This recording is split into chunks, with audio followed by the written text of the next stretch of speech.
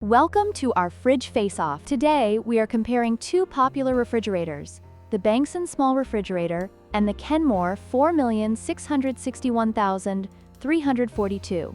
We'll dive into their features, sizes, and prices to help you decide which one is right for you. Let's get started.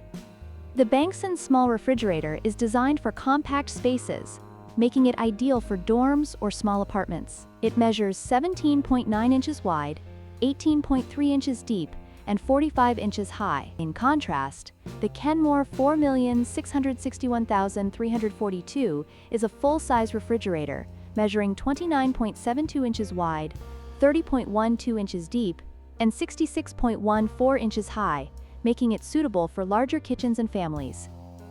When it comes to capacity, the BANGSON offers 4.0 cubic feet, which includes a 2.75 cubic feet refrigerator and a 1.27 cubic feet freezer. On the other hand, the Kenmore boasts a much larger capacity of 18.1 cubic feet, with 13.36 cubic feet for the refrigerator and 4.77 cubic feet for the freezer, making it a better choice for families or those who need more storage.